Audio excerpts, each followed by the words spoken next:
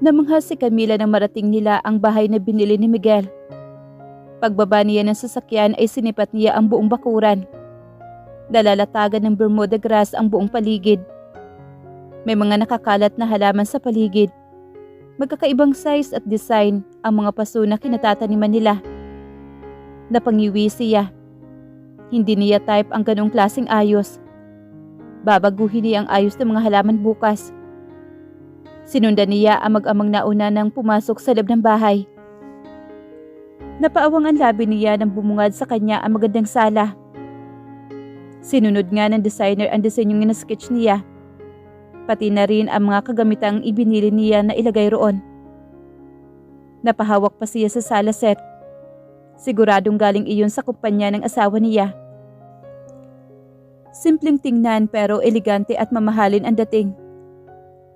Tiningnan din niya ang dining room at kitchen. Walang mintis na ayos ay katulad ng design na ginawa niya. At least worth it. Iyong ibinayad ni Miguel doon sa designer na nag-ayos ng kanilang bahay. Umakyat siya sa ikalawang palapag kung saan naroon ang mga guest room. Sinilip-an niya ang mga ito. Ang ganda talaga ng kinalabasan ng kanyang design. Baby pink ang kulay ng isang kwarto at sky blue naman sa kabila. Pero ang mga gamit na makikita sa loob, design at kulay lang ang magkaiba. Muli siyang umakyat. Ang unang kwarto na napuntahan niya ay ang master's bedroom.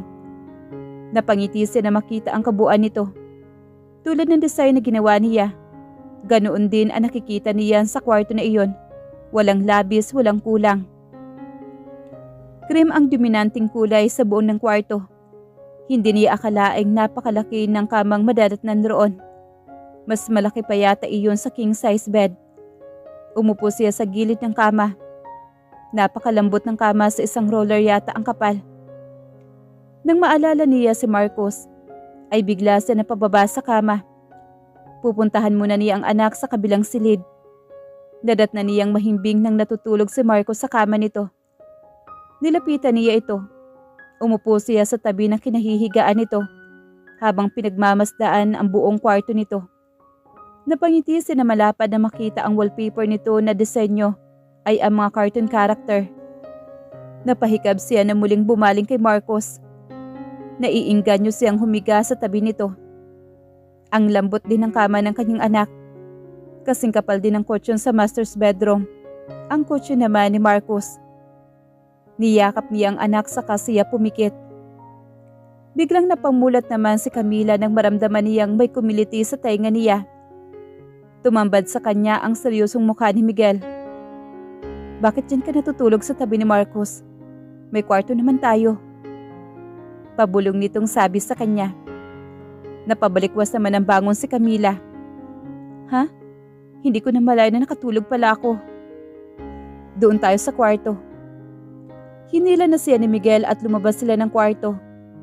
Nagbanyo lang ako pagkatapos kong ibaba si Marcos sa kama niya. Pagkalabas ko, hinanap kita kaagad. Tapos nandito ka lang pala sa kwarto ng anak natin. Ayaw mo ba akong katabi ng higaan? Napangiwi naman si Camila. Hindi naman sa ganun, tinabihan ko lang si Marcos. Malay ko ba naman na aantukin din pala ako. Masarap kasing matulog doon. Mas masarap matulog sa kama natin. Lalo na kung ako ang katabi mo. Pilyong ngiti naman na wika ni Miguel. Ano naman ibig mong sabihin dyan? Hindi siya sinagot ni Miguel. Nasa harapan na kasi sila ng master's bedroom. Pinihit nito ang door handle at hinila na siya papasok sa loob. Ano yung tinatanong mo sa akin? Usisa ni Miguel nang paupuin siya nito sa sofa. Bakit mo sinasabi na masarap matulog sa kama kapag ikaw ang katabi ko? May pinaplano ka na naman bang hindi maganda? Napakunot ang noo naman ni Miguel. Ano naman ang hindi maganda sa plano ko? Maganda nga yun kasi gagawa tayo ng kapatid ni Marcos. Gusto na niya magkaroon ng baby sister, hindi ba? Hinampas naman ni Camila ang dibdib ni Miguel. Lagi mo nalang sinasabi yan. Nakakarami ka na nga. Wala namang nangyayari. Anong ibig mong sabihin na walang nangyayari? Wala pang laman yung tiyan mo? Napabuga ng hangin naman si Camila. Hindi ko alam. Ilang araw pa lang naman noong may nangyari sa atin. Wala pang lumalabas na sintomas kung buntis nga ako, hindi pa. Bakit ba kasi nagmamadali ka ha? Kailangan para makarami tayo. Paano tayo makakabuo ng 100 kung mabagal ako? Naningkit naman ang mga mata ni Camila. Tumayo siya at bigla na lang pinaghahampas ng malakas si Miguel. Walang hiya ka talaga. Gagawin mo pa akong palahian niyan? Anong akala mo sa akin, baboy? O kaya inahing manok? Tao ako, hindi ako hayop. Hinayaan lang siya ni Miguel. Ni hindi nito sinalag ang mga hampas niya. Hindi rin ito umiwas man lang. Na magsawa si Camila ay nakasimangot itong bumaling sa pagkakaupo. Relax ka lang, Miss Beautiful. Hindi naman kita pipilitin kung hindi mo kaya yung 100.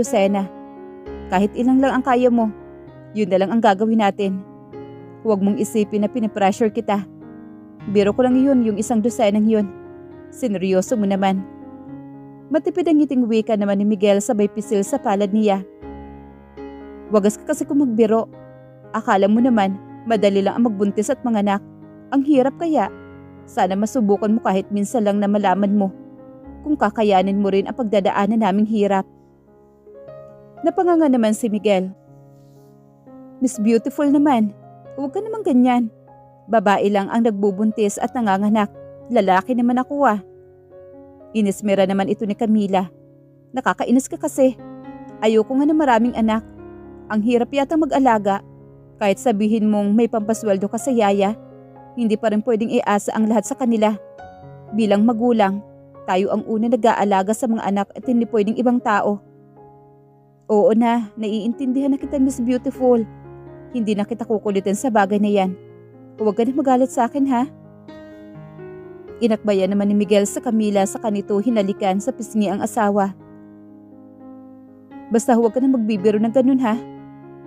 Sure, Miss Beautiful. I love you. Wika ni Miguel sa kadinampian nito ng halik sa labi sa Camila. Ngumiti na lang si Camila. Ngayon nga pala yung pinag-uusapan ninyo ni Jenicel kanina. Nagliwanag naman ang mga mata ni Camila sa tanong ni Miguel.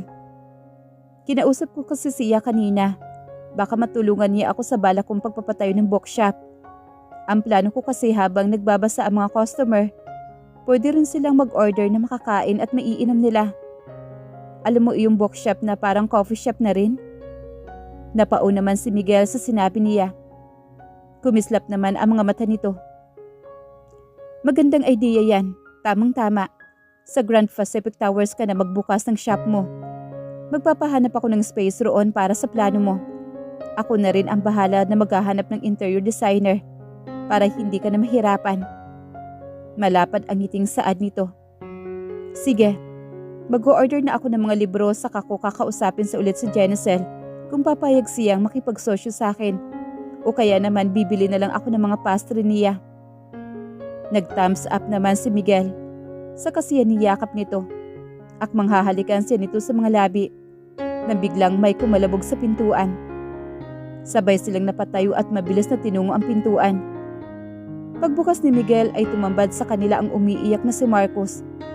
Nagkukusot pa ito ng mga mata habang panay ang agos ng luha nito. Ano nangyari sa'yo, baby? Agad naman na binuhat ito ni Miguel at ipinasok sa loob ng kwarto. Umupo ito sa sofa, saka kinalong ang anak. Bakit ka umiiyak, anak?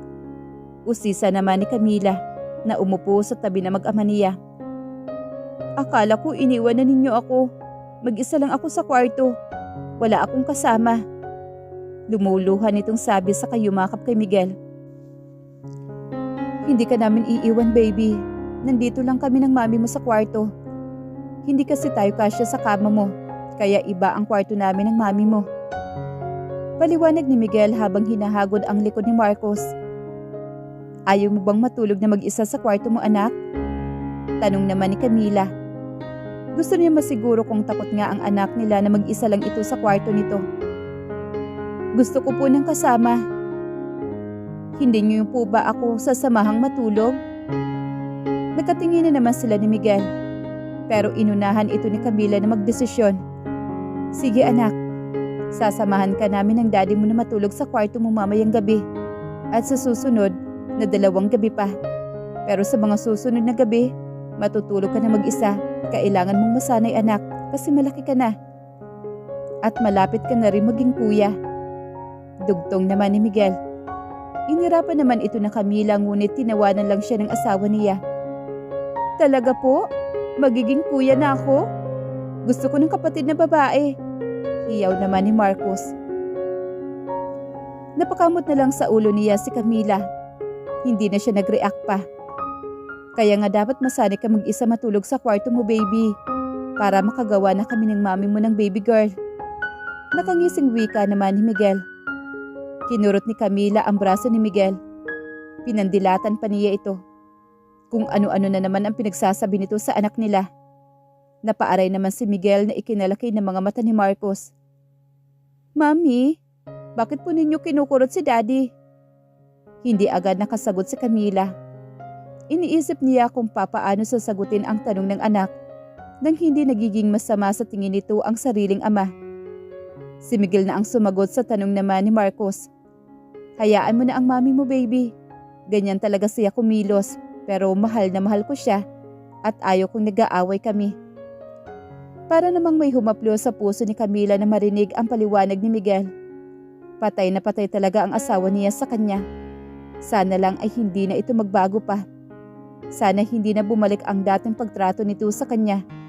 Sana maging maayos na sila ngayong magkasama na sila sa iisang bubong. Baby, umupo ka na lang muna dito ha. Ibinaba ni Miguel si Marcos sa tabi ni Camila. Mag-order lang ako ng pagkain natin para mamayang hapunan. Kinuha ni Miguel ang cellphone sa likod ng pantalon nito. May tiniti pa ito sa cellphone bago itinapat sa tainga nito. Anong gusto ninyong kainin? Tanong nito sa kanila. Gusto ko ng fried chicken at hotdog. Mabilis na sagot naman ni Marcos. Ikaw naman, Miss Beautiful, anong gusto mo? Bahala ka na basta iyong may gulay ang gusto ko. Tumango lang si Miguel. Hi, Lovey. Magpadala ka ng pagkain dito sa bagong bahay ko. Bigyan mo ako ng buttered chicken, steamed hotdog, buttered vegetable, tenderloin stick, pork chop, garlic, at butter shrimp, at fish fillet. Plus, plain rice, lemonade, at bottled water. Thanks. Napangiwi naman si Camila nang marinig kung gaano karami ang in-order ni Miguel. Okay, nakapag-order na ako ng kakainin natin mamaya. 6 to 7 pa raw nila maihahati dito. Kasi marami silang customer ngayon. Wika naman ni Miguel pagkatapos nito makipag-usap. Okay lang yun. Hintayin na lang natin. Pero sa dami mo namang in-order, mauubos ba natin yun? Sita naman niya kay Miguel. Kanina lang ang dami nating kinain sa bake shop ni Genicel. Tapos ngayon kakain na naman tayo ng marami. Baka hindi na kami matunawan niya ni Marcos. Dagdag pa ni Camila. Mamayang gabi pa naman yun, Miss Beautiful. 3:00 pa lang ngayon. Natunaw na iyong kinain ninyo ni Marcos mamayang 6:00. Mami, gusto ko pa na kumain ng marami para mabilis akong lumaki. Natatawang kinulo naman ni Miguel ang buhok ng anak. Very good, baby. Tama iyang sinasabi mo. Dapat kumain ka lagi ng marami. Ako ang bahalang bibili ng pagkain na gusto mo. Pwede rin na maghanap ng chef si Daddy para may magluto kapag hindi ako naka-order. Yehey! Gusto ko po yun, Daddy. Pumalakpak pa ng malakas si Marcos. Napabuntong hininga na lamang si Camila. Hindi naman niya ginugutom ang anak. Pero limitado lang kasi ang nabibili niyang pagkain. Hindi naman malaki ang kinikita niya. Sapat lang talaga para sa kanilang mag-ina. Tapos ang laki pa ng ginagastos niya sa pagpapagamot dito noon. Mabuti na lang at nagkita ulit sila ni Miguel. Kahit sa noong una ay wala siyang balak humingi ng tulong dito. Pero mabuti na rin na nilunok niya ang kanyang pride. Dahil naging maayos na sila ngayon. Sana ay wala nang dumating na problema pa. Hindi na niya gustong magkahiwalay pa sila mag-anak. Alam niya kung gaano kahirap magpalaki ng anak. Bukod sa magastos, mahirap din mag-aalaga at magdisiplina ng anak. Tara na muna sa baba. Manood muna tayo ng TV kung ayaw mo nang matulog pa, baby. Uwi ka naman ni Miguel. Sige po. May Cartoon Network po ba sa TV ninyo, Daddy?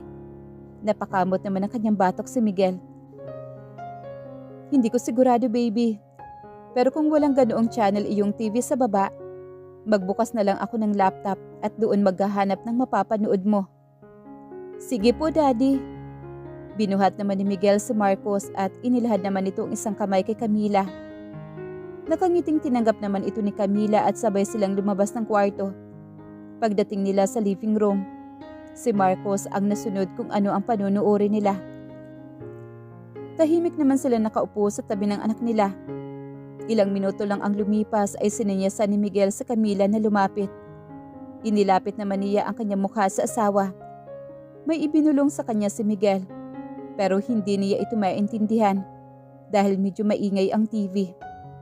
Hindi kita maintindihan. Wika naman ni Camila sabay iling sa asawa. Kinuha ni Miguel ang cellphone nito saka nag-type dito. Pagkatapos inabot nito ang cellphone sa kanya. Muntik nang lumuwa palabas ang mga mata ni Camila nang mabasa kung ano ang nakasulat sa notes ng asawa niya. Let's have quickie, Miss Beautiful. Doon tayo sa kitchen para hindi tayo marinig ni Marcos. Matalim ang mga matang nilingon niya ang asawa at inambahan ito ng suntok. Grabe ang kilig nito. Kahit kailan at kahit nasaan sila. Basta na lang ito humihirit na makascore sa kanya. Ito yata ang may problema at hindi siya. Nahawa lang yata siya sa pagiging malibog nito. Wala itong pinipiling oras at lugar. Basta makaramdam yata ng init sa katawan, kukulitin siya. Okay lang sana kung silang dalawa lang ang naroroon. Pero nandoon din ang anak nila. Paano na lang kung mahuli sila? Paano sila magpapaliwanag sa inusunting anak? Itinaas ni Miguel ang hintuturo nito. Saka ininguso ang alaga. Malakas na umiling naman si Camila.